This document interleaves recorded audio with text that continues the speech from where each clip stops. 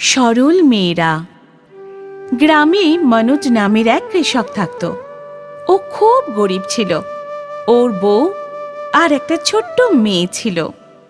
মনোজের স্ত্রী গর্ভবতী ছিল।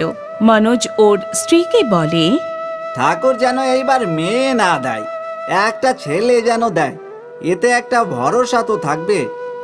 মেয়ে হলে তো অনেক সমস্যা হয়ে যাবে, তার বিয়ের খরচ বেড়ে যাবে। মনোজের স্ত্রী বলে, হ্যাঁ গো, তুমি ঠিকই বলছো। এবার যদি মেয়ে হয় তাহলে আমরা কি করব? কিছুদিন বাদে আবার মনোজের ঘরে মেয়ে জন্ম নিল।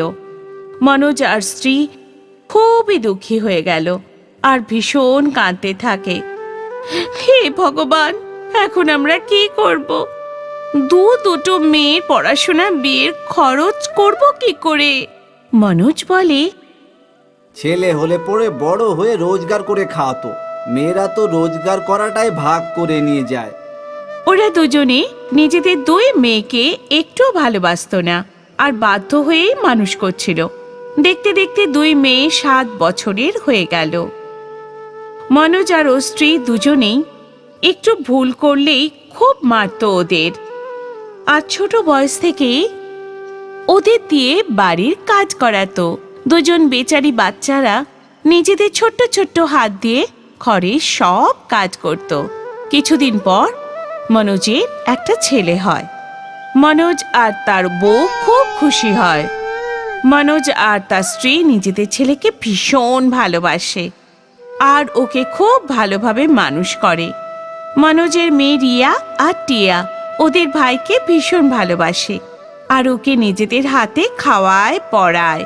মনোজ ওর ছেলেকে ভালো ভালো জিনিস এনে খাওয়াতো আর মেয়েদের কিচ্ছু এনে দিত না। টিয়া আর রিয়া খুব কষ্টে থাকতো আর দুজনে কথা বলতো, বাবা ভাইকে কত ভালোবাসে, ওকে ভালো ভালো জিনিস এনে দেয়, আমাদের কিচ্ছু দেয় না। রিয়া আর টিয়া মনোজকে বলল, বাবা, আমাদেরও বাইরে থেকে কিছু ভালো জিনিস কিনে দাও না, আমরা আজ বাইরের জিনিস খাবো।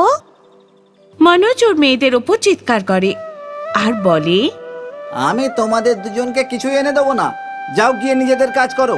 ওরা দুজন কাঁদতে কাঁদতে সেখান থেকে ফিরে চলে আসে আর নিজের নিজের কাজ শুরু করে দেয়। কিছুদিন পর গ্রামে বিয়ে হয়। মনোজ ওর ছেলে চেতনকে অনেক সুন্দর কাপড় কিনে দেয় আর নিজে দুই মেয়েকে সবচেয়ে কম দামে বাজে কাপড় কিনে এনে দেয়।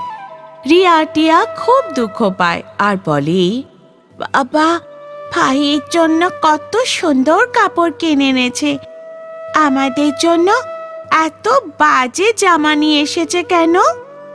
রিয়া আর টিয়া মনোজকে বলে, বাবা, তুমি ভাইয়ের জন্য এত সুন্দর কাপড় কিনে এনেছো, আমাদেরও ভাইয়ের মতো ভালো জামা এনে দাও না। মনোজ নিজে দুই মেয়েকে বলে, না, আমি তোমাদের দুজনকে এনে দিতে পারবো না। চেতন বড় হয়ে আমাদের দুজনকে রোজগার করে খাওয়াবে। আমি যা রোজগার করেছি তোমরা দুজন সেগুলো ভাগাভাগি করে নিজের বাড়ি নিয়ে যাবে। টিয়া আর রিয়া মনোজকে বলে, না বাবা, আমরা তোমাকে ছেড়ে কোথাও যাব না, আমরাও তোমাকে রোজগার করে খাওয়াবো। মনোজ বলে যে, আচ্ছা, তোমরা আমাদের রোজগার করে খাওয়াবে। ও হাসতে শুরু করে আর দুজনকে বলে, যাও গিয়ে বাড়ির সমস্ত কাজ করো। টিয়া রিয়া গিয়ে ঘরের কাজ করতে থাকে। 3 জন ছেলে মেয়ে বড় হয়ে গেছিল। চেতন অতিরিক্ত ভালোবাসায় খারাপ হয়ে যাচ্ছিল। চেতন ঠিক করে পড়াশোনা করত না আর বন্ধুদের সাথে ঘুরতে চলে যেত আর টাকা পয়সা উড়িয়ে বেড়াতো। এই দেখে মনোজ ভীষণ চিন্তায় পড়ে গেল। ওর বউকে বলল, চেতনের চাল চলন আমার বেশ ভালো লাগছে না। না ঠিক করে পড়াশুনো করে আর না বাড়িতেও থাকে, সব সময় শুধু নিজের বন্ধুদের সাথে বাইরে ঘুরে বেড়ায়। মনোজের পত্নী বলল, তুমি ঠিক বলেছ, আজ আসতে দাও ওকে, আমি ওর খবর নিচ্ছি। বিকেলে যখন চেতন বাড়ি ফিরল তখন মনোজের স্ত্রী চেতনকে বলল, বাবা, তুই সারাক্ষণই বাইরে ঘুরে বেড়াস আর ঠিক করে পড়াশোনাটাও করিস না, এইভাবে চললে তো তুই কোনো কাজই পাবে না। এসব শুনে চেতন ভীষণ রেগে গেল আর বাড়ি ছেড়ে চলে গেল। মনোজ আর ওর বউ ভীষণ ঘাবড়ে গেল আর চেতনকে খুঁজতে বেরোলো, কিন্তু চেতনকে ওরা কোথাও খুঁজে পেল না। চেতন বাড়ি ছেড়ে গিয়ে হোস্টেলে থাকতে শুরু করলো আর ইঞ্জিনিয়ারিংও পাশ করে যায়। যেখানে ও ইঞ্জিনিয়ারিং পড়াশোনা করছিল সেখানে ওর সাথে ইঞ্জিনিয়ারিং পড়তো একটা মেয়ে যাকে ও ভালোবাসতো। চেতন ওকে বিয়ের কথা বলে। মেয়েটা ছিল বিরাট বড়লোক বাড়ির মেয়ে আর ও একা থাকতো।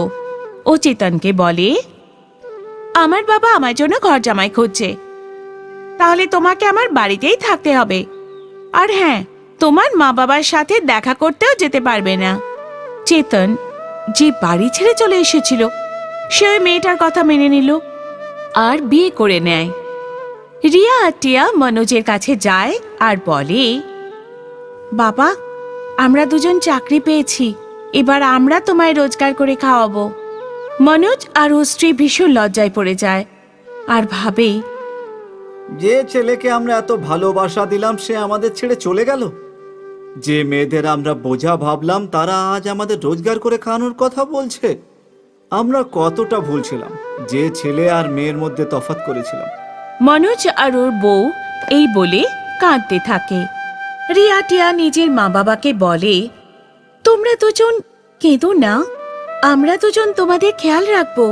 রিয়া টিয়াকে বলে, তুই না, আমি খেয়াল রাখবো মা বাবার। মা বাবাকে নিজের সঙ্গে রাখবো। টিয়া বলে, না, আমি রাখবো। দুজনে একসাথে ঝগড়া শুরু করে দেয়। তখনই মনোজ বলে, তোমরা দুজন ঝগড়া করো না, আমরা দুজন কিছুদিন তোমাদের কাছে আর কিছুদিন রিয়ার কাছে থাকবো। এই বলে সবাই হাসতে শুরু করে দেয় আর আনন্দ সহকারে থাকতে শুরু করে। তাহলে বন্ধুরা, এরকম গল্প দেখতে হলে আমাদের চ্যানেলকে সাবস্ক্রাইব করুন আর বেল আইকন প্রেস করুন যাতে আপনার কোনো গল্প মিস না হয়। আবার গল্পে দেখা হবে। Bye bye.